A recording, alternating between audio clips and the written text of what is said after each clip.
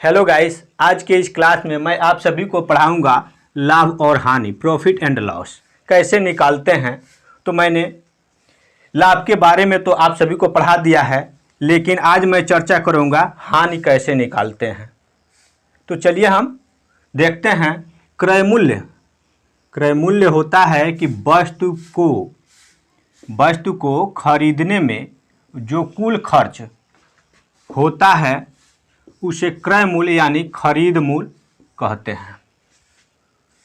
मतलब वस्तु को खरीदने में, माने कोई वस्तु है, जैसे मानिए ये कलम है, इसको खरीदने में जो खर्च लगता है उसे ही हम क्या बोलते हैं? क्रय मूल्य। क्रय मूल्य कहते हैं, माने कोई भी सामान अगर आप खरीदते हैं उसी को क्रय मूल्य बोलते हैं। जैसे उस पर जो लागत लगता है, जैसे कि मानिए कि यह कलम 5 रुपये में खरीदा गया है, तो यह इस पर जो लागत लगी है उसी को क्रय मूल्य कहते हैं। उसके बाद से विक्रय मूल्य, वस्तु को बेचने पर जो हमें कुल प्राप्ति, मतलब कुल धन प्राप्ति होती है उसे हम विक्रय मूल्य कहते हैं। क्या कहते हैं? विक्रय मूल्य कहते हैं। मतलब अगर कोई वस्तु, मानिए कि एक कलम हम खरीदे हैं और इसी को हम बेच रहे हैं कुछ लाभ पर, तो इसको क्या बोलेंगे? विक्रय मूल्य। और हानि पर बेच रहे हैं तो भी इसको विक्रय मूल्य बोलेंगे। हानि हो रही है या लाभ हो रही है, इसको विक्रय मूल्य बोलते हैं। अगर बेच रहे हैं तो, और खरीद रहे हैं तो क्रय मूल्य बोलते हैं। ठीक है, तो हम आज हानि पर चर्चा करने वाले हैं। तो हानि बराबर होता है क्रय मूल्य माइनस विक्रय मूल्य। मतलब खरीदे हैं कितना में, बेचे कितना है, वही हानि होता है। ठीक है, तो हानि के सूत्र पर हम पहला क्वेश्चन देखते हैं। पहला क्वेश्चन है कि मोहन ने एक खिलौना 50 रुपये में खरीदता है। मोहन कितना रुपया में एक खिलौना खरीदता है? 50 रुपये में एक खिलौना खरीद कर उसे 40 रुपये में बेचता है। मोहन कितने रुपये में खरीदा है? 50 रुपये में खरीदता है और 40 रुपये में बेच रहा है। तो मोहन को कितना लाभ या हानि हुआ? क्वेश्चन में है कि मोहन ने एक खिलौना 50 रुपये में खरीदता है और 40 रुपये में बेच रहा है, मतलब सेल कर रहा है। तो मोहन को कितना लाभ या हानि हुआ? हमको क्या निकालना है? लाभ या हानि, माने उसको कितना लाभ या हानि हो रहा है। तो स्पष्ट ही दिखाई दे रहा है कि वह 50 रुपये में खरीद रहा है और 40 रुपये में बेच रहा है।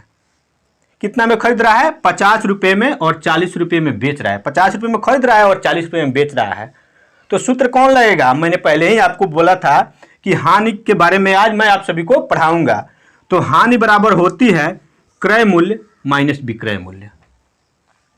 तो यहाँ पे 50 रुपये में खरीदा है और 40 रुपये में बेच रहा है, तो उनको हानि हो रही है। तो हानि का सूत्र लगाएंगे।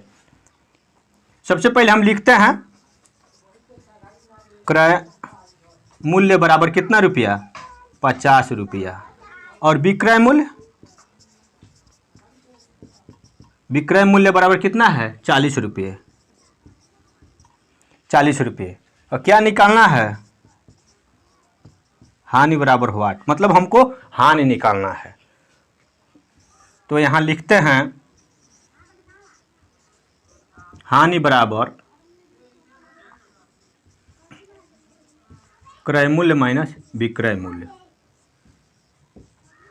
विक्रय मूल्य तो सूत्र से लेते हैं।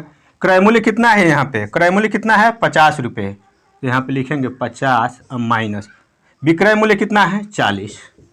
मैंने खरीदा 50 रुपये में है और 40 रुपये में बेच रहा है। यह क्रय मूल्य हुआ, यह विक्रय मूल्य हुआ। ठीक है, 50 रुपये में खरीद रहा है और 40 रुपये में बेच रहा है। तो इसको घटा लेंगे। 0 में से 0 गया 0 और 5 में से 4 गया 1। मतलब हानि उसको कितना रुपये हो रही है? 10 रुपये की हानि हो रही है। कितने रुपये की हानि हो रही है? 10 रुपये की। मतलब मोहन 50 रुपये में ये खिलौना खरीद रहा है और उसे 40 रुपये में बेच रहा है, तो उसे 10 रुपये की हानि हो रही है। तो दोस्तों, लाभ या हानि से कोई भी क्वेश्चन हो तो आप हमसे पूछ सकते हैं, कमेंट बॉक्स में ज़रूर लिख सकते हैं। मैं आपको बताने की पूरी कोशिश करूंगा। तो फिर मिलते हैं नेक्स्ट वीडियो में। तब तक के लिए आप सभी को बहुत बहुत धन्यवाद।